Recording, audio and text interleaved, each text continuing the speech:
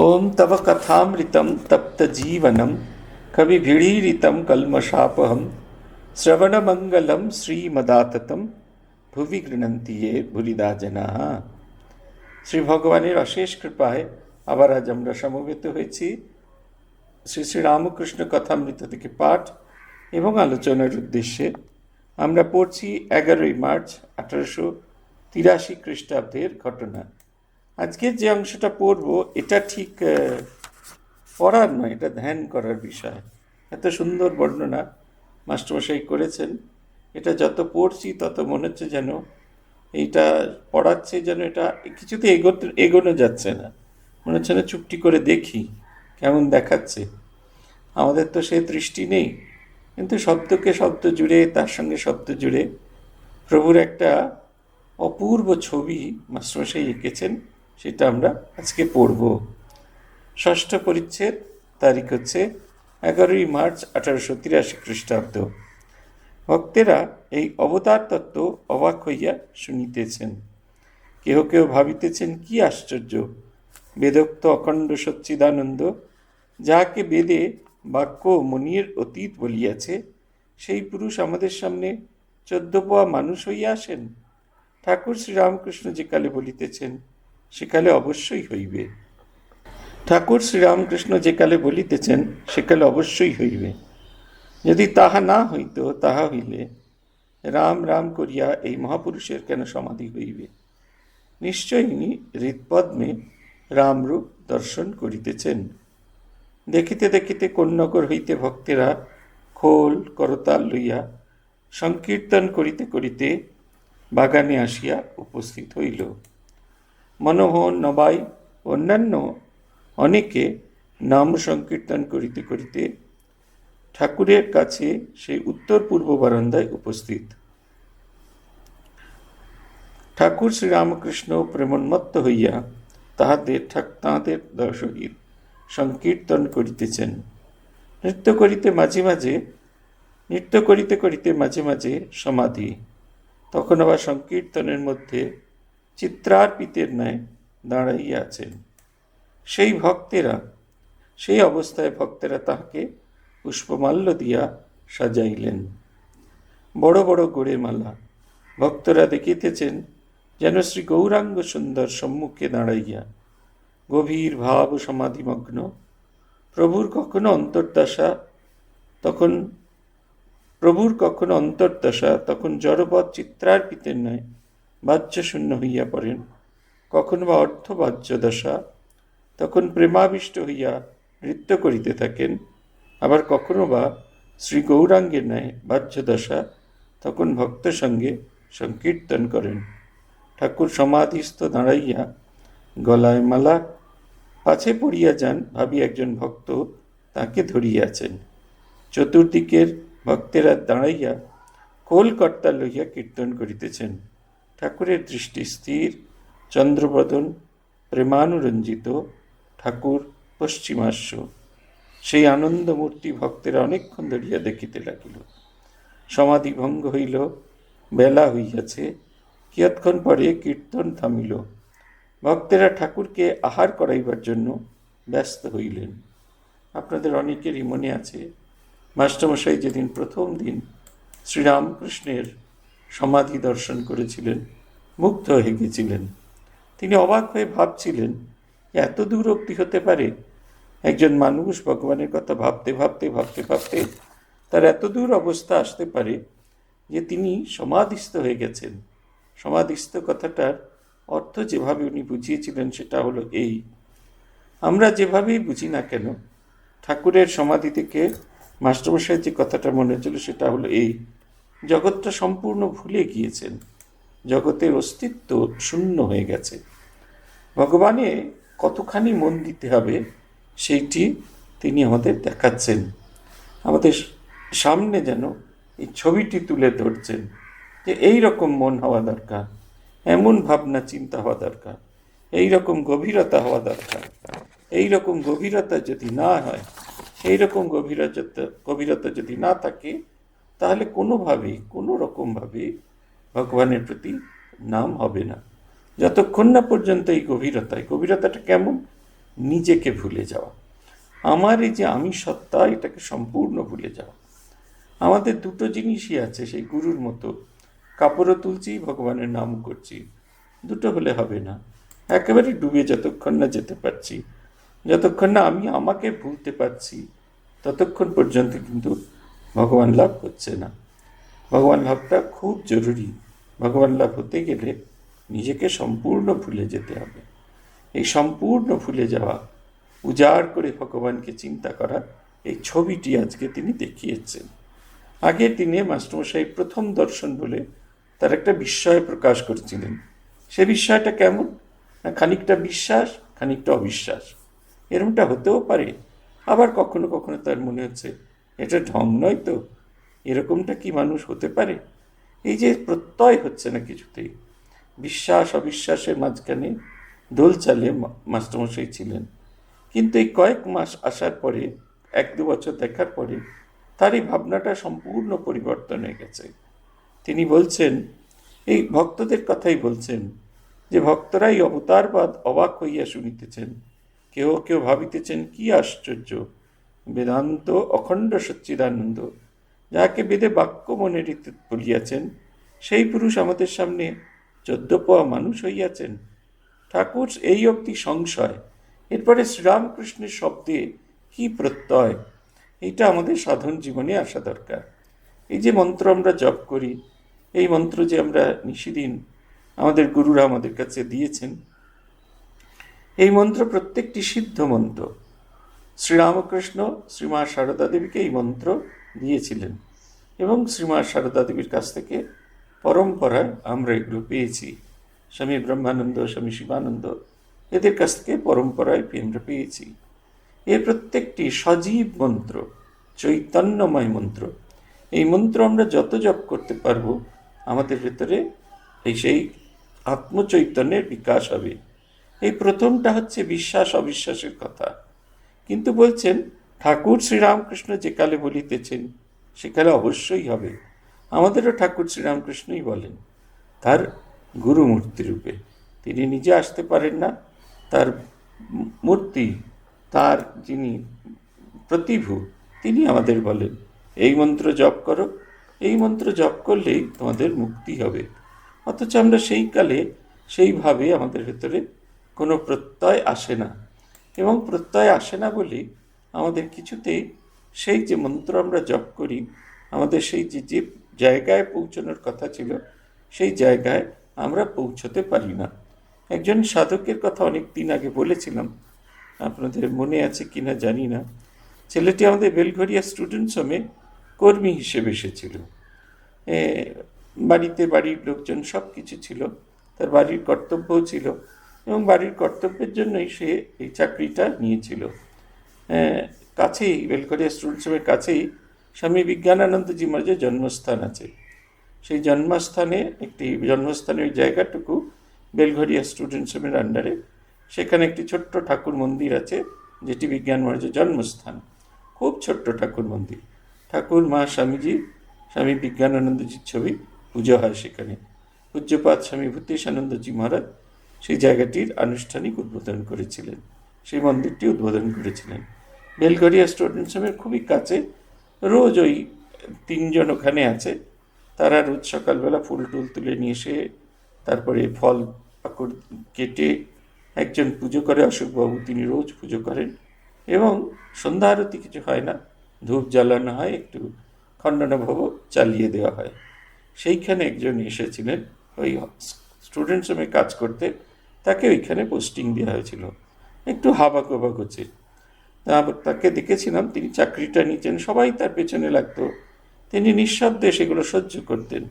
যত কর্মীরা ছিল, সে যখন বিকেলবেলা ফিরে আসতো, রাত্রিরে ফিরে আসতো, তখন তাকে দেখেছি সবাই মিলে পেছনে লাগতেন, কিন্তু তিনি সেটা উপেক্ষা করতেন। এবং উপেক্ষা করে তিনি সেই মন্দিরে বসে, মানে যখন ফিরে আসতেন তখন বেলঘরিয়ার যে ঠাকুর মন্দির খোলা থাকতো, সেইখানে যতক্ষণ খোলা থাকতো বসে জপ ধ্যান সাধন ভজন প্রার্থনা করতেন। ঘরে ফিরে গেলে সবাই পেছনে রাখতেন, তিনি ওটাকে সহ্য করেছিলেন। তারপরে একটা সময় তার মা চলে গেলেন, বাবা আগেই চলে গেছিলেন, পরে মাও চলে গেলেন, মুক্ত হয়ে গেলেন। তিনি আর কোনো চাকরি বাকরি কিচ্ছু করলেন না, সোজা উত্তরকাশীর উদ্দেশ্যে রওনা দিলেন। উত্তরকাশীতে গিয়ে কৈলাস মঠে থাকা, সে ব্রাহ্মণ শরীর ছিল, কৈলাস মঠে গিয়ে থাকলেন, সেখান থেকে সন্ন্যাস নিলেন এবং কৈলাস মঠেতে থাকাই শুরু করলেন।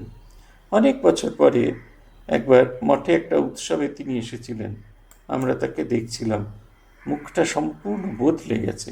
যে ছেলেটিকে দেখেছি তার সারা শরীরে গেরুয়া পড়েছেন, একটু চেনার অসুবিধা হচ্ছে। আমরা প্যান্ট শার্ট পরা অবস্থায় দেখেছি, গেরুয়া পরা দেখছি, সেটা তো একটা পরিবর্তন। মাথা অনেক চুল ছিল, সমস্ত চুল চলে গেছে। কিন্তু সবচেয়ে আকর্ষণীয় তিনটি জিনিস: তার মুখমণ্ডল, তার চোখ দুটি আর তার হাসিটি।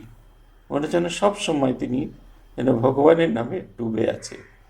আমাদের ছোট ব্রহ্মচারীদের সঙ্গে ওনার খুব ভালো সম্পর্ক ছিল।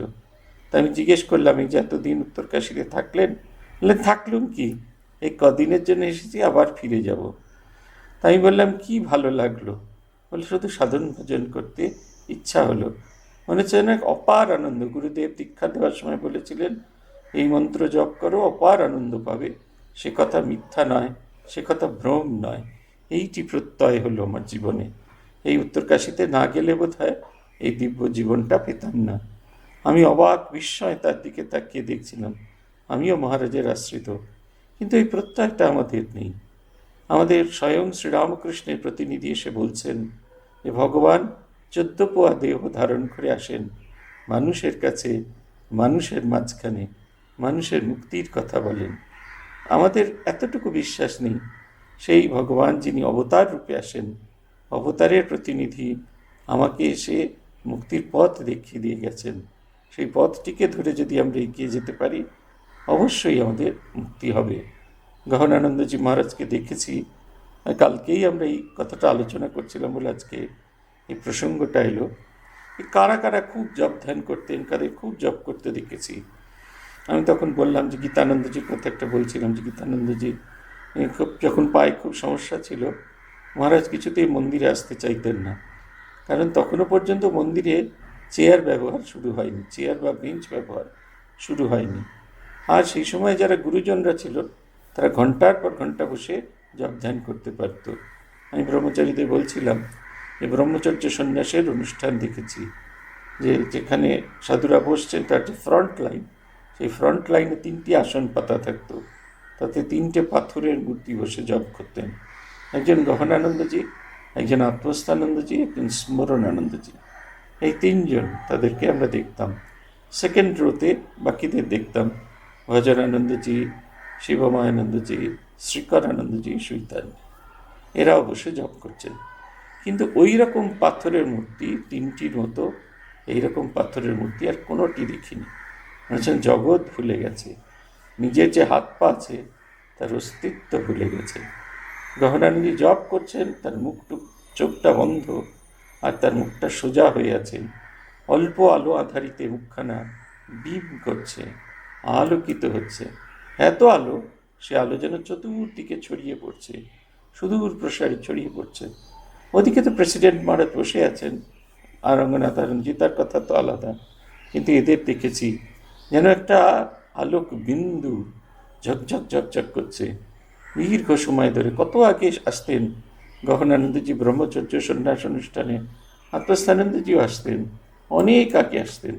এসে তারা বসে আছেন, সন্ন্যাস অনুষ্ঠান শেষ হওয়া অবধি ওই রকমভাবে জপ করছেন। এতটুকু নড়ানড়ি নেই, এতটুকু কিচ্ছু নেই, চুপটি করে বসে আছেন যেন পাথরের 3টি মূর্তি। ঠাকুরের এই যে ছবিটা, আজকে কন্যাগর থেকে ভক্তদল, গানের দল এলো, তারা হরিনাম সংকীর্তন করছেন। ভগবানের নাম শোনা মাত্র বাইরের শরীরের সমস্ত রকমের, ভেতরের বাইরের সব রকমের সেন্স চলে গেছে, ভগবানের ভাবে বুধ হয়ে গেছে। কেন এই অংশটা পড়বার কথা আপনাদের বলছিলাম, তার কারণ হচ্ছে এই ছবিগুলো আমাদের কাছে একটা আদর্শ। কেমন হতে হবে, ভগবানের নামে কীরকম বুধ হয়ে থাকতে হবে, তার একটা আদর্শ। এই দেখুন, বাইরের পৃথিবীটাকে মিথ্যে করে দিয়ে তিনি এর ভেতরে ডুবে আছেন, তিনি এই ভাবটার ভেতরে ডুবে আছেন। বলছেন ঠাকুর, আর সবাই ভক্তরা একের পর এক মালা পরিয়ে দিচ্ছেন, তার নিজের কোনো বোধ আসছে না। 3টি অবস্থা দেখছেন, গভীর সমাধি বিমগ্ন। এটা যেন প্রভুর অন্তর্দশা। জড়বৎ চিত্রপুত্তলিকার ন্যায় বসে আছে। এই যে খানিকক্ষণ আগে বললাম জড়বৎ চিত্রপুত্তলিকার ন্যায় বসে আছে, আমার খালি একটা কথাই মনে হতো, কেমন করে এরা বসে, এটা হাত পায়ে ব্যথা করে না? একেবারে পাথরের মূর্তির মতো নিষ্পন্দ। এখন আমার চোখের সামনে ভাসে। আত্মস্থানন্দজি এসছেন, দুর্গাপুজোর কল্পারম্ভের পূজা শুরু হয়েছে। মার তখনও মন্দিরে পুজো হতো, এইদিকে যে গংটা সেইখানে। মহারাজ বললেন, আমাকে একটা আসন দেবে?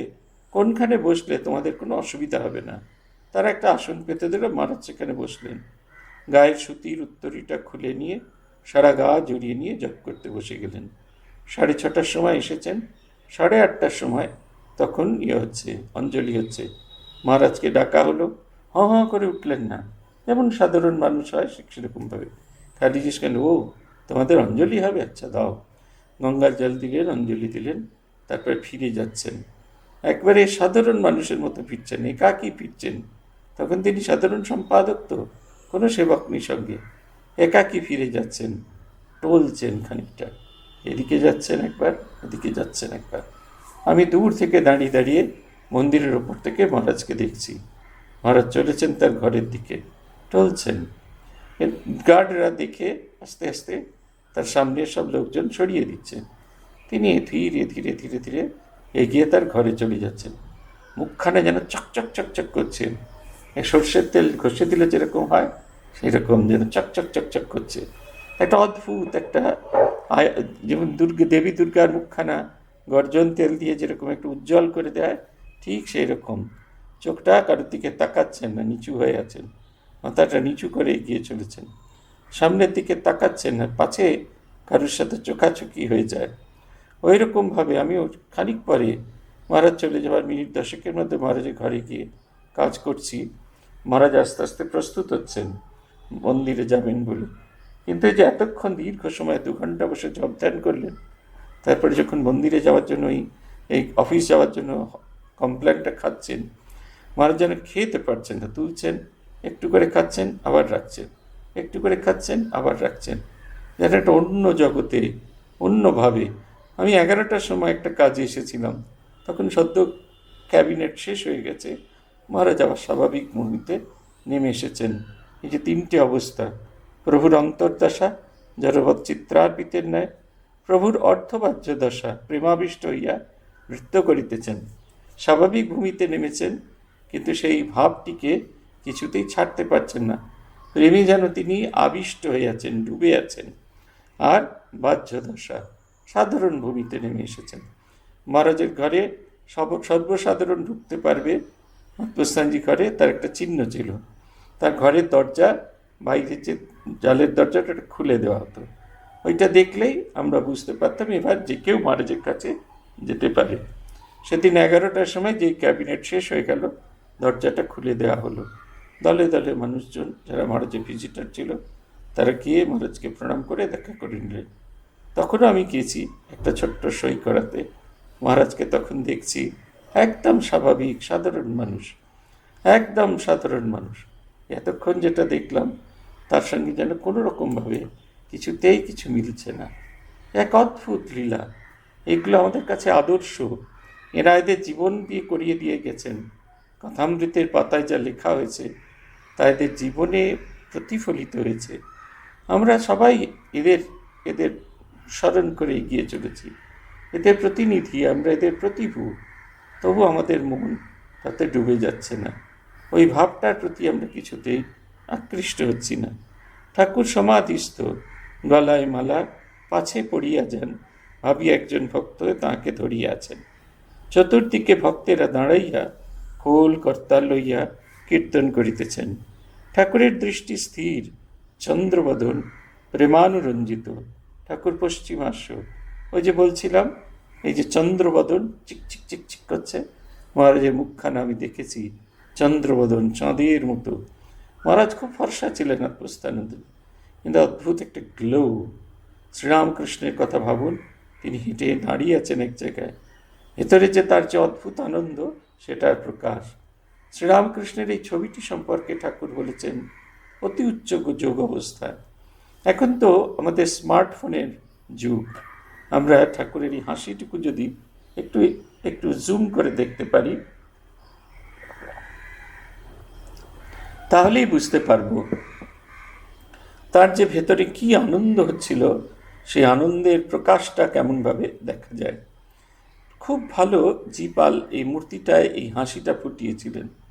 যদি সম্ভব হয় ওই বাইরের যে ঠাকুরের ঘরের দুপাশে যে ওই গ্রিল দেওয়া আছে, ওই গ্রিলগুলোর মধ্যে দিয়ে হাসিটার দিকে তাকিয়ে থাকার চেষ্টা করুন। অদ্ভুত হাসি, একবারে আনন্দময়, একদম ভরপুর হয়ে আছে হাসি।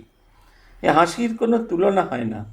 ওইটা দেখলে মনে হয় ঈশ্বর লাভ বা ঈশ্বরকে অনুভব করলে মানুষের ভেতরে কি ধরনের হাসি হয়। ঠাকুর কিয়ৎক্ষণ পরে বিশ্রাম করিয়া নববস্ত্র পীতাম্বর পরিধান করিয়া ছোট্ট খাটটিতে বসিয়া আছে। পীতাম্বরধারী সেই আনন্দময় মহাপুরুষের জ্যোতির্ময় ভক্তচিত্ত বিনোদন অপরূপ ভক্তেরা দর্শন করিতেছেন। সেই দেবদুর্লভ পবিত্র মোহনমূর্তি দর্শন করিয়া নয়নের তৃপ্তি হইল না। ইচ্ছা আরো দেখি সেই রূপসাগরে মগ্ন হই। এইটা কিন্তু শ্রীরামকৃষ্ণের বৈশিষ্ট্য। তাকে দেখে মনে হয় না তৃপ্তি হয়েছে, মনে হচ্ছে আরেকটু দেখি। এই যা দেখছি এটা যথেষ্ট নয়, যেন দেখেও তৃপ্তি হচ্ছে না। ঠাকুর সেই হলুদ কাপড়টি পরে আছেন এবং তাকে অপূর্ব সুন্দর দেখাচ্ছেন। রামচন্দ্র দত্তের স্ত্রী তিনি চুপিয়ে দিয়েছিলেন এই রঙে, ঠাকুরের প্রিয় রং, তাই তিনি সেটি পরে আছেন। ঠাকুর তাহার আহারে বসলেন, ভক্তেরাও আনন্দে প্রসাদ পেলেন। সপ্তম পরিচ্ছেদ, গোস্বামীর সঙ্গে সর্বধর্ম সমন্বয় প্রসঙ্গে। এমন সুন্দর একটা পরিচ্ছেদ, ছোট্ট পরিচ্ছেদ, কিন্তু এটা দিনের পর দিন ধ্যান করার মতো, দিনের পর দিন এটাকে নিয়ে চিন্তা করার মতো। যখন ঠাকুর এগিয়ে যাচ্ছেন কেমন তাকে দেখাচ্ছেন, তখন তিনি দাঁড়িয়ে আছেন তাকে কেমন দেখাচ্ছেন, যখন তিনি নাচছেন তখন তাকে কেমন দেখাচ্ছেন, স্থির হয়ে দাঁড়িয়ে আছেন তখন তাকে কেমন দেখাচ্ছে। মনে হচ্ছে না আলাদা আলাদা ছবি টুকটুক করে এঁকে দিয়েছি। এখন তো এআই, আর্টিফিশিয়াল ইন্টেলিজেন্স হয়, কেউ তৈরিও করেছেন, মায়ের কোলে মাথা গুঁজে বসে আছেন, মাও মাথায় হাত বুলাচ্ছেন, এরকম সব নানা রকমের ছবি তৈরি হয়েছে। তা এই এআই যদি এই ছবিগুলো তৈরি করতে পারত, আমরা দেখতে পেতুম। কিন্তু দেখতে পেলে যেটা হতো না, সেটা হচ্ছে আমাদের যে কল্পনা শক্তি, তাকে অনুভব করবার যে শক্তি, সেইটা খুব তীব্র হতো না। গোস্বামীর সঙ্গে সর্বধর্ম সমন্বয় প্রসঙ্গে। আহারের পর ঠাকুর ছোট খাটটিতে বিশ্রাম করিতেছেন। ঘরে লোকের ভিড় হইয়াছে, লোকের ভিড় বাড়িতেছে। বাইরের বারান্দাগুলি লোকে পরিপূর্ণ। ঘরের মধ্যে ভক্তেরা মেঝেতে বসিয়াছেন, ঠাকুরের দিকে একদৃষ্টে আছেন। কেদার, সুরেশ, রাম, মনমোহন, গিরীন্দ্র, রাখাল, ভবনাথ, মাস্টার ইত্যাদি অনেকে ঘরে উপস্থিত। রাখালের বাপ আসিয়াছেন, তিনি ওই ঘরে বসিয়াছেন। একটি বৈষ্ণব গোস্বামী ওই ঘরে উপবিষ্ট। ঠাকুর তাহাকে সম্বোধন করিয়া কথা কইতেছেন। গোস্বামী দেখিলেই ঠাকুর মস্তক অবনত করিয়া প্রণাম করিতেন, কখনো কখনো সম্মুখে সাষ্টাঙ্গ হইতেন। শ্রীরামকৃষ্ণ জিজ্ঞাসা করছেন, আচ্ছা তুমি কি বলো, উপায় কি? গোস্বামী বলছেন, আজ্ঞা নামেতেই হবে। বলছেন তুমি কি বলো? বলছেন কলিতে আজ্ঞা নামেতেই হবে, কলিতে নাম মাহাত্ম্য। শ্রীরামকৃষ্ণ বলছে, হ্যাঁ নামে খুব মাহাত্ম্য আছে বটে, তবে অনুরাগ না থাকলে কি হয়? ঈশ্বরের জন্য প্রাণ ব্যাকুল হওয়া দরকার। শুধু নাম করে যাচ্ছি, কিন্তু কামিনী কাঞ্চনে মন রয়েছে, তাতে কি হয়? বিছে বা ডাকুর কামড় অমনি মন্ত্রের ছাড়ে না, ঘুঁটের ভাবড়া দিতে হয়। শ্রীরামকৃষ্ণ, তাহলে অজামিল মহাপাতকী, এমন পাপ নাই সে করে নাই, কিন্তু মরবার সময় নারায়ণ বলে ছেলেকে ডাকাতে উদ্ধার হয়ে গেল। শ্রীরামকৃষ্ণ বলছেন, হয়তো অজামিলের পূর্বজন্মে অনেক কর্ম ছিল, আর আছে যে সে পরে তপস্যা করেছিল। এরকমও বলা যায়, তখন তার অন্তিমকাল। হাতিকে নাইয়ে দিলে কি হবে? আবার ধুলো কাদা মিখে যে কে সেই। তবে হাতিশালবায় ঢোকবার আগে কেউ ঝুল ছেড়ে দেয় ও স্নান করিয়ে দেয়, তাহলে গা পরিষ্কার থাকে। নামেতে একবার শুদ্ধ হলো, কিন্তু তারপরেই হয়তো নানা পাপে লিপ্ত হয়। মনে বল নাই, প্রতিজ্ঞা করে না যে আর পাপ করব না। গঙ্গা স্নানে সব পাপ যায়। গেলে কি হবে? লোকে বলে থাকে পাপগুলো গাছের উপর থাকে। গঙ্গা থেকে যখন মানুষটা ফিরে, তখন সেই পুরনো পাপগুলো গাছ থেকে ঝাঁপ দিয়ে ওর ঘাড়ের উপর পড়ে। সকলের হাস্য। সেই পুরনো পাপগুলো আবার ঘাড়ে চড়েছে। স্নান করে দুপা না আস্তে আস্তে আবার ঘাড়ে চড়েছে। তাই নাম করো, সঙ্গে সঙ্গে প্রার্থনা করো, যাতে ঈশ্বরেতে অনুরাগ হয়। আর যেসব জিনিসে দুদিনের জন্য, যেমন টাকা, মান, দেহের সুখ, তাদের উপর যাতে ভালোবাসা কমে যায়, প্রার্থনা করো। দুটো জিনিসের উপর খুব জোর দিচ্ছেন গোস্বামী। বলছেন নাম করার কথা। নাম খুব জরুরি, কিন্তু নাম যদি ভালোবাসার সঙ্গে নাম না হয়, তাহলে কিন্তু সে নাম মেকানিক্যাল হয়ে যায়। ইদানিং একটা যন্ত্র তৈরি হয়েছে। আমাদের কোনো কোনো গুরুর সেক্রেটারি, এই গুরুর সেক্রেটারি তো অনেক সময় উপগুরু হয়ে যায়, তো তারা ওই যন্ত্রগুলোকে জোগাড় করে মাঝে মাঝে ছেলেপুলেদের উপহার দেন। বিশেষ করে যারা লেখাপড়া করে, পড়াশুনো করে, তাদের বলেন তোমাদের কোনো চিন্তা নেই, এই যে কাউন্টিং মেশিন আছে, এই টিক টিক টিক টিক করবে, একবার করে নাম করবে আর টিক করবে, একবার করে নাম করবে টিক করবে, দিনের শেষে গুনে নেবে কত কাউন্ট হয়েছে, অতএব তোমাদের আর কোনো অসুবিধা নেই। ওরমভাবে কি আর ভগবানের নাম করা যায়? ওরমভাবে ভগবানের নাম করা যায় না। নাম করতে গেলে নামীর প্রতি একটা শ্রদ্ধা, নামীর প্রতি একটা ভালোবাসা, সেটা থাকা দরকার।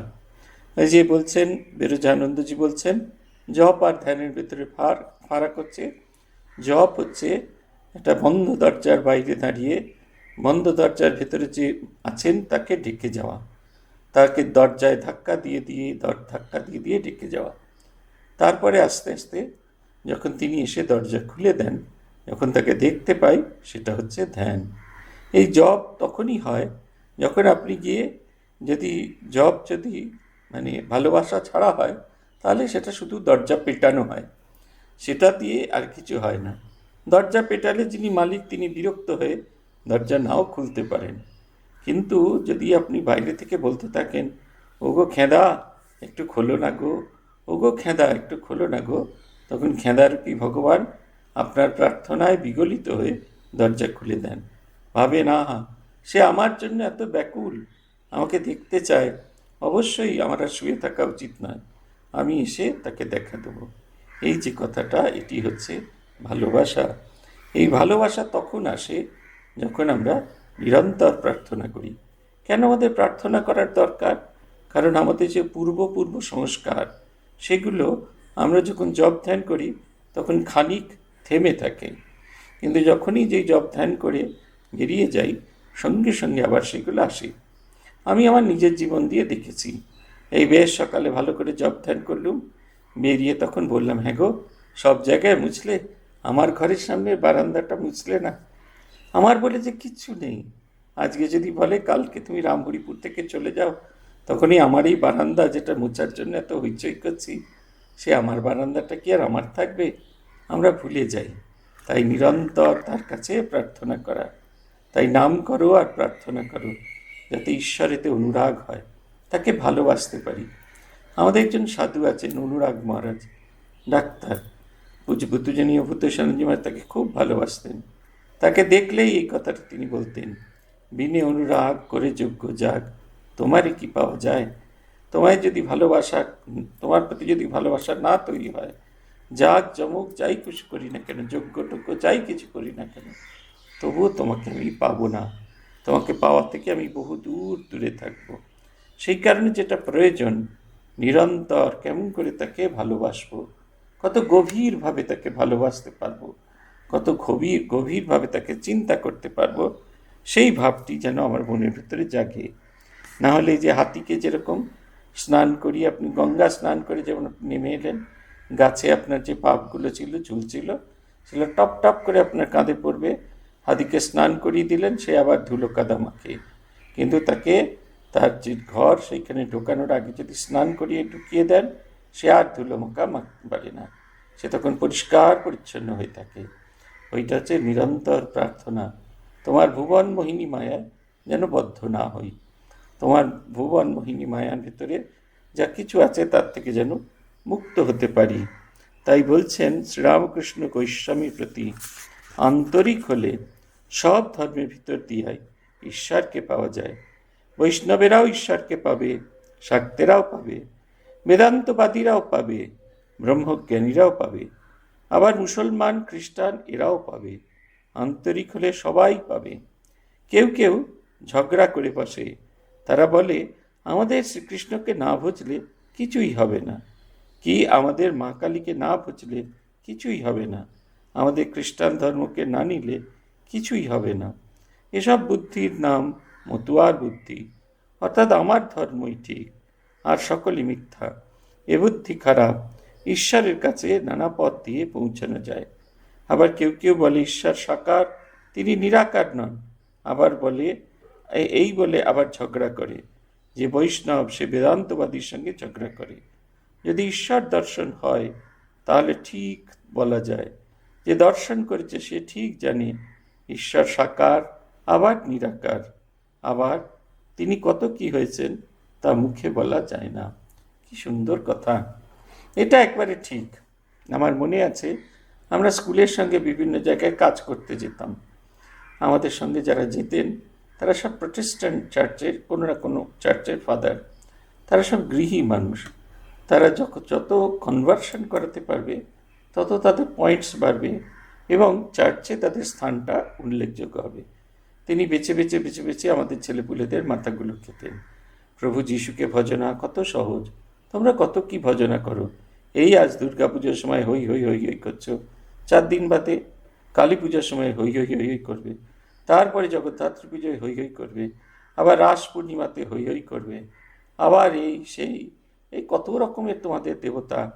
লক্ষ্মী দেবী কতবার আসেন, কখনো ধানের ওপর আসেন, কখনো ওই যে অলক্ষ্মী বিদায় আর দীপাবলিতে যে হয় সেই সব হবে।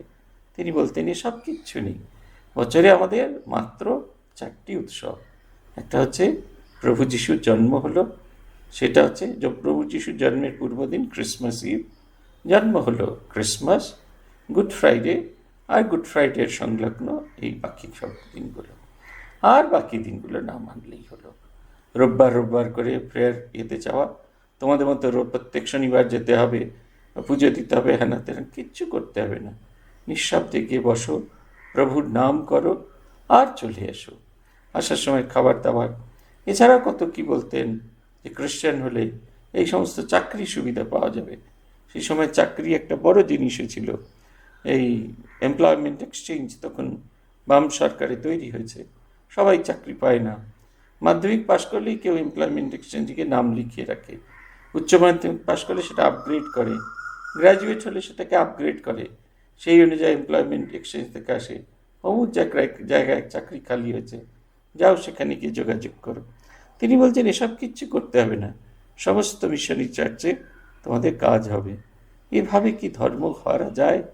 ধর্ম যেখানে বিষয় বুদ্ধি আছে সেটা আর যাই হোক, সেটা কখনোই ধর্ম হতে পারে না। কখনো সেটা ধর্মের, সেইখানে ধর্মের কোনো প্রকাশ নেই। ধর্ম কখনো ওইটি হতে পারে না। ধর্ম হচ্ছে অনুভবের বিষয়, মন প্রাণ উজাড় করে ভগবানকে ডাকা। আরেকটি সম্প্রদায়ের কাছে গিয়েছিলাম, তখন তো নানা জায়গায় ঘুরে বেড়াতাম, সন্ন্যাসিনীদের সম্প্রদায়। তারা কিন্তু বলেছিল তুমি যেখানেই যাও না কেন মন প্রাণ দিয়ে তাকে ডাকো। তারা হলেন শারদেশ্বরী আশ্রমের মাতাজি। তারা আমাকে খুব ভালোবাসতেন। তাদের কাছে গিয়েছিলাম, এই কথাটা তাদের কাছে আমি শুনেছি, যে কাকে তুমি ডাকছো সেটা তুমি বড় কথা নয়, কেমনভাবে কতটা ভালোবাসার সঙ্গে কতটা অনুরাগের সঙ্গে ডাকছো সেটা খুব বড় জিনিস। যত অনুরাগের সঙ্গে ডাকবে তত ভগবানকে পাবে। এবং তাদের কথা এখন ধীরে ধীরে অনুভব করতে পারি। তারা বলেছিলেন ঈশ্বর কোনো বস্তু নন, ঈশ্বর কোনো দর্শন কর, তোমার আমাকে যেরকমভাবে দর্শন করছে সেরকম নয়। ঈশ্বর একটা অনুভবের বিষয়, একটা আনন্দময় স্থিতিকে নিজের হৃদয়ের ভেতরে অনুভব করার বিষয়। এ কথাটা ভীষণ রকমের সত্য, এটা অন্তরে অন্তরে অনুভব করি। আমার ঈশ্বর অনুভব হয়নি, কিন্তু ভগবানকে চিন্তা করতে করতে, ভাবতে ভাবতে আনন্দ যেটা হয় সেটা অনুভব করতে পারা গেছে। তাকে চিন্তা করলে, তাকে ভাবলে একটা অসম্ভব আনন্দ হয়। তিনি যেন আনন্দ স্বরূপ সর্বত্র বিরাজ করতেন। সেই শারদেশ্বরী মঠের মাতাজিরা এখনো কেউ বেঁচে নেই, তাদের ভিতরে এই কথাটা বলতে শুনেছি। কোথায় আর যাবে, কাকেই বা খুঁজবে? মাকেই ধরো, ঠাকুরকেই ধরো, যাকেই ধরো, যাকে ইচ্ছা খুশি ধরতে পারো, তাতে কিছু এসে যায় না। কিন্তু কেমনভাবে ধরছো, কত ভালোবাসা, কত অভিনিবেশ আছে, সেটা খুব বড় জিনিস। বলছেন, যদি সাক্ষাৎ দর্শন হয় তাহলে ঠিক বলা যায় যে দর্শন হয়েছে। সে ঠিক জানে ঈশ্বর সাকার আবার নিরাকার, আবার তিনি কত কী হয়েছেন তা বলা যায় না।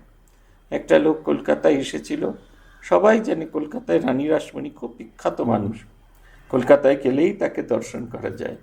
সে কিন্তু রানী রাসমণিকে দেখেনি। সে এসে গঙ্গা তীরে দেখেছিল কতগুলো পালোয়ান গায়ে তেল মেখে উঠাক বৈঠাক করে আর গোপে এরকম করে তা দেয়। সে ভুলেই গেছে রানী রাসমণি পুরুষ নয়, স্ত্রী। তাকে সবাই জিজ্ঞেস করলো, তুমি যে কলকাতায় গেলে, রানী রাসমণিকে দেখলে? হ্যাঁ, দেখেছি। তিনি কি করছিলেন? তিনি পিঁড়ির ওপর পাম্বুড়ে বসে গোপেটে তেল মাখছিলেন আর খাওয়া চিনি খাচ্ছিলেন। ভুলেই গেছে রানী রাসমণিকে যে দেখেননি।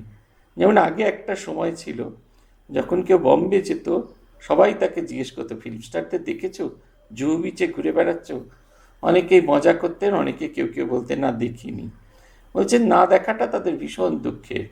অমিতাভ বচ্চন যেরকম তার ঘরের বাইরে বারান্দাটা এসে দাঁড়ান, সে গ্রিল দিয়ে ঘেরা বারান্দা দিয়ে তিনি ভক্তদের হাত নাড়ান। একটা সময় রাজেশ খান্নাও ঠিক ওরকম জিনিস করতেন। বম্বেতে যারাই যেতেন সকলকে জিজ্ঞাসা করা হতো, সে যদি না দেখে তাহলে সে কেমন করে বলবে? ঈশ্বর দর্শনও ঠিক, তাকে দর্শন করলে বোঝা যায় তিনি সাকার, তিনি সাকারের নয়। কতগুলি কানা একটি হাতির কাছে এসে পড়েছিল। এটি আমাদের উপনিষদে আছে, অন্ধে নৈব নিয়মানা যথা অন্ধা অন্ধকূপে পতন্তি। অন্ধ যেমন অন্ধকে পথ দেখাতে পারে না এবং দুজনেই অন্ধকূপে পতিত হয়, এই উদাহরণটা ঠিক সেরকম। কতগুলি কানা একটি হাতির কাছে এসে পড়েছিল। একজন লোক বলে দিলে, এই জানোয়ারটির নাম হাতি। তখন কানাদের জিজ্ঞেস করা হলো, হাতিটি কীরকম? তারা হাতির গা স্পর্শ করলো। একজন বলল, হাতির গা, হাতি একটা থামের মতন। সে কেবল সে কানাটি কেবল হাতির পা স্পর্শ করেছিল। আরেকজন বললে, হাতি একটা কুলোর মতন, সে কেবল একটা কানে হাত দিয়ে দেখেছিল। সেই রকম যারা সুর কি পেটে হাত দিয়ে দেখেছিল, তারা নানা রকম বলতে থাকলো। তেমনি ঈশ্বর সম্বন্ধে যে যতটুকু দেখেছে, সে মনে করেছে ঈশ্বর এমনি, আর কিছু নয়। একজন লোক বাচ্চা থেকে ফিরে এসে বললে, গাছতলায় একটা সুন্দর লাল কিরকিটি দেখলাম। আরেকজন বললে, আমি তোমার আগে গাছতলায় গেছিলাম। লাল কেন হবে? সে সবুজ, আমি সচক্ষে দেখেছি। আরেকজন বলল, ও, আমি বেশ জানি, তোমাদের আগে আমি গিয়েছিলাম, সে গিরগিটি আমিও দেখেছি। সে লালও নয়, সবুজও নয়, সচক্ষে দেখেছি নীল। আর দুইজন ছিল, তারা বললে হলদে, পাঁচটে, নানা রকম। সব শেষে ঝগড়া বেঁধে গেল। সকলে জানে আমি যা দেখেছি তাই ঠিক। তাদের ঝগড়া দেখে একজন লোক জিজ্ঞাসা করলে, ব্যাপার কি? যখন সব বিবরণ শুনলে, তখন বললে, আমি ওই গাছতলাতেই থাকি, আর ওই জানোয়ারটা কি আমি চিনি। তোমরা প্রত্যেকেই যা বলছো এসব সত্যিও গিরগিটি, কখনো সবুজ, কখনো নীল, এইরূপ নানা রং। আবার কখনো দেখি একেবারে কোনো রং নেই, নির্গুণ। এই যে নানা লোকের নানা রকমের অনুভব হয়েছে, নানা ব্যক্তি নানাভাবে ভগবানকে দেখেছে। যে মায়েরা বলেছিলেন না, তিনি অনুভবের বস্তু, এরকম চোখে দেখা যায় না, অনুভব, অন্তরে অনুভব করতে হয়। অন্তরে অনুভব করলে তবেই এটা হবে। এই এখন সোশ্যাল মিডিয়ায় একজন ভদ্রমহিলা আছেন, তিনি একটি বিশেষ সম্প্রদায়ের। তিনি রোজ মাঝে মাঝে ভক্তদের উপদেশ দেন, আজ অমুক একাদশী করতে হবে, তমুক একাদশী করতে হবে, কার্তিক মাসে তুলসী কাষ্ঠের সঙ্গে দীপ লাগিয়ে এমনি এমনি করে বুলালে লক্ষ কোটি ফল হবে। এই যে যারা ফল লাভ করবে বলে করছে, তারা তাদের মতো করে ফল পাবে, তারা একটা এক জায়গায় থেমে যাবে, ওই অক্ষয় স্বর্গ হেনাতেনা এইসবের মধ্যেই থেমে যাবে, মুক্তি তাদের হবে না। জন্ম মৃত্যুর চক্রের ভেতরে বারবার ঘুরতে হবে। ঈশ্বর দর্শন করার একমাত্র উদ্দেশ্য হলো ভগবানকে লাভ শুধু করা নয়, এই জন্ম মৃত্যুর চক্র থেকে বেরিয়ে যাওয়া, যাতে কোনো দিন কোনোভাবে এই জন্ম মৃত্যুর চক্রের মধ্যে পড়তে হয় না। তাই ঈশ্বর শুধু সাকার বললে কি হবে, তিনি শ্রীকৃষ্ণের মতো দেহ ধারণ করে আসেন, এও সত্য। নানা রূপ ধরে ভক্তকে দেখা দেন, এও সত্য। আবার তিনি নিরাকার অখণ্ড সচ্চিদানন্দ, এও সত্য।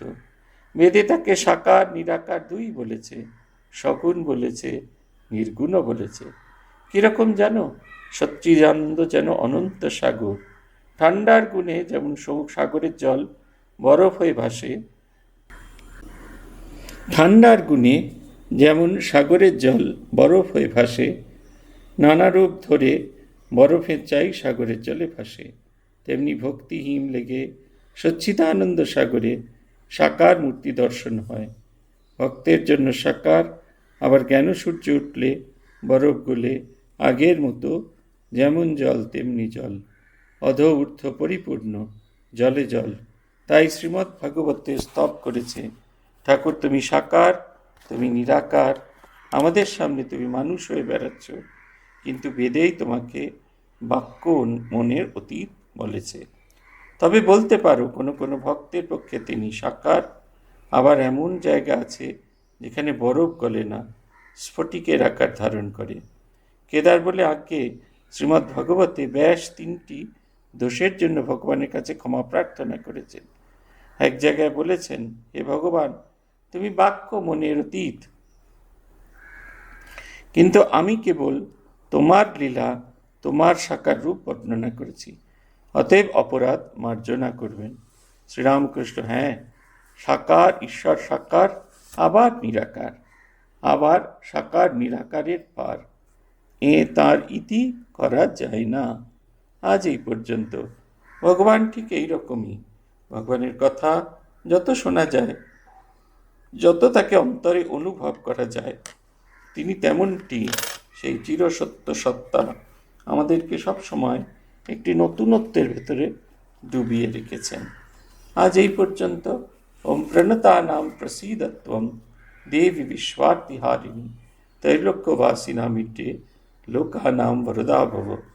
ओम निरंजनम नित्यम अनंत रूपम भक्तानुकंपादृतविग्रहं वै ईशावतारं परमेशमीड्यं तं रामकृष्णं शिरसा नमामि। ओम शांति, ओम शांति, ओम शांति। हरि ओम तत्सत्। श्री रामकृष्णार्पणमस्तु।